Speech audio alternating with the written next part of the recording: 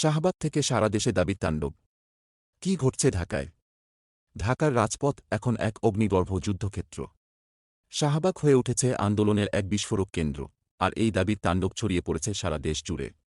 আপনি জানেন কি, হাজার হাজার মানুষ তাদের দাবি আদায়ের জন্য রাস্তায় নেমে গেছে।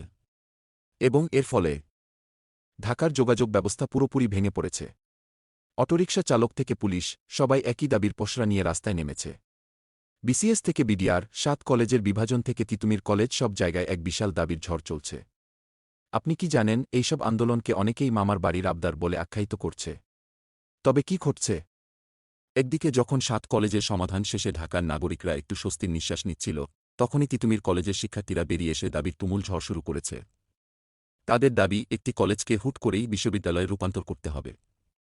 কিন্তু প্রশ্ন একটাই, এটা কি বাস্তবসম্মত? এই আন্দোলন কি কতটা যৌক্তিক? তিতুমির কলেজের শিক্ষার্থীরা জানাচ্ছেন, কলেজ প্রশাসন তাদের প্রতি অবহেলা করছে, তাদের নিয়ে তুচ্ছতাচ্ছিল্য করছে, তাই তারা রাস্তায় নামতে বাধ্য হয়েছেন। এবং গাজীপুরের ডিজিটাল ইউনিভার্সিটির শিক্ষার্থীরা নিজেদের বিশ্ববিদ্যালয়ের নাম পরিবর্তনের দাবি নিয়ে রাস্তায় নেমেছেন। এই আন্দোলনের হাওয়া যেন থামার নামই নিচ্ছে না। এদিকে একদিন আগে রেলের কর্মীরা এবং ইবতেদায়ী শিক্ষকরা তাদের আন্দোলনের ফল পেয়েছেন। আর এখন চাকরিচ্যুত পুলিশ সদস্যরাও তাদের হারানো চাকরি ফিরিয়ে নিতে রাস্তায় নেমে এসেছে। সচিবালয়ের সামনে রাস্তাগুলি বন্ধ, তাদের দাবির সামনে দাঁড়িয়ে কোনো শক্তি নেই।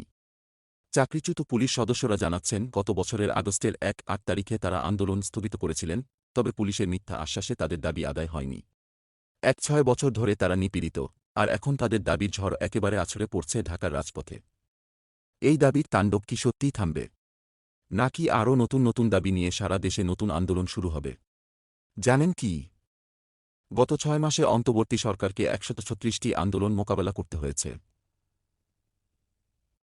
আপনি কি জানেন, আগামীকাল কি নতুন দাবির ঝড় আসবে?